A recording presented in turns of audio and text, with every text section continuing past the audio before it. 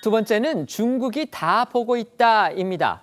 중국이 이른바 저비용, 고효율로 개발해서 전 세계를 충격에 몰아넣었던 생성형 AI 딥시크의 국내 다운로드가 잠정 중단됐습니다.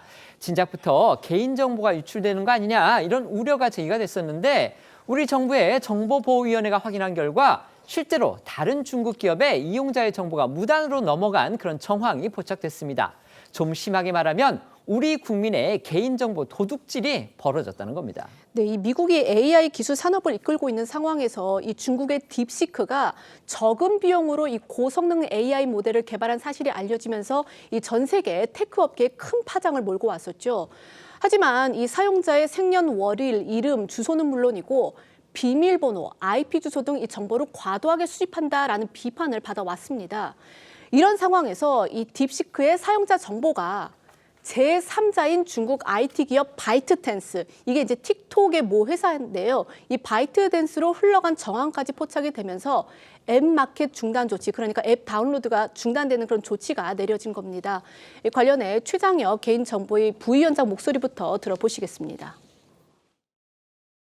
딥시크 앱의 국내 서비스가 2월 10일 토요일 6시부터 잠정 중단되었으며 국내 개인정보보호법에 따른 개선 보완이 이루어진 후에 서비스가 개시될 예정입니다. 이 외에도 이 개인정보위가 확인한 딥시크 이 보안의 문제가 또 있습니다.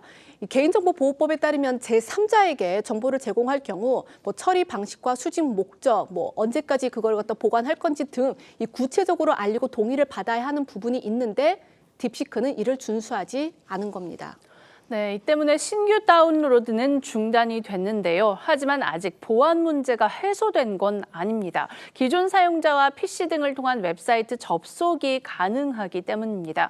이에 개인정보위 조사조정국장은 기존의 앱을 다운받은 경우 강제로 삭제할 수는 없고 인터넷 역시 차단이 쉽지 않다면서 실태 점검 과정에서 보호법상 준수 의무 등을 살펴보고 결과 발표 시 대책을 발표할 거라고 했고요. 개인정보위 측은 사용자들에게 딥시크 사용 자제를 권고했습니다. 앞서도 말씀드렸듯이요. 그동안 딥시크는 이 사용자의 개인정보를 무차별적으로 수집한다. 또 그걸 또 활용하고 있다. 이런 지적을 받아왔습니다. 그런데 충격적인 거는요. 여기서 더 나아가서 그 사용자가 키보드를 어떻게 입력하는지 그 사용 패턴까지 심지어 이런 정보까지 수집했다는 겁니다. 네, 이 딥시크는 생년월일, 이름, 이메일, IP 주소 등 이 앞서 말씀드린 사용자의 개인정보는 물론 이 사용자가 입력하는 글귀, 음성, 사진, 파일 등 데이터를 수집을 하는데요. 이는 이 챗GPT나 이 제미나이 같은 다른 AI도 수집을 하는 정보입니다. 하지만 딥시크는 여기서 더 나아가서 개인 식별을 위해서 이 키보드 입력 패턴 정보까지 수집을 한 겁니다. 사람들이 이 스마트폰 키보드로 문자를 입력할 때 타자 속도와 리듬이 모두 다르죠. 이를 딥시크가 수집을 해서 분석을 하면 개인을 특정할 수 있고 경우에 따라서는 비밀번호를 추론하는 데 사용이 될 수 있다는 겁니다. 결국 논란이 커지자 딥시크는 지난 14일 사용자의 키보드 입력 패턴 등 일부 정보의 수집을 중단하겠다고 밝혔습니다.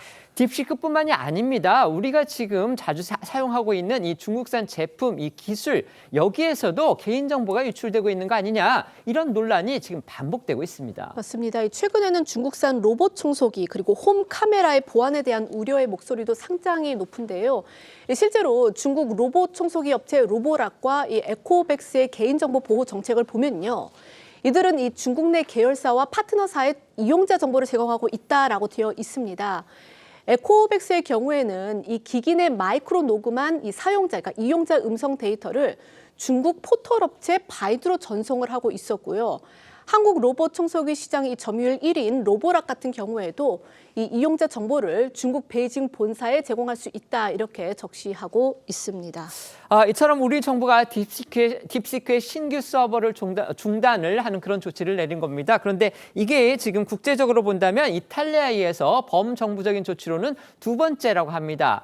이에 대해서 중국 정부가 문제를 삼고 나섰는데요. 경제와 기술 문제를 정치화하지 말라 이렇게 아주 강하게 비판했습니다.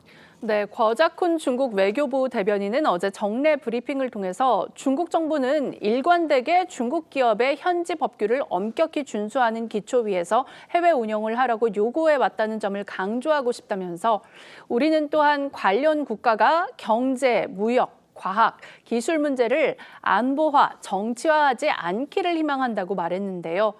기업에 현지 법을 준수할 것을 요구했다고 중국 정부는 강조한 건데 정작 문제가 된 이 개인정보 유출 우려에 대해서는 답을 하지 않았습니다.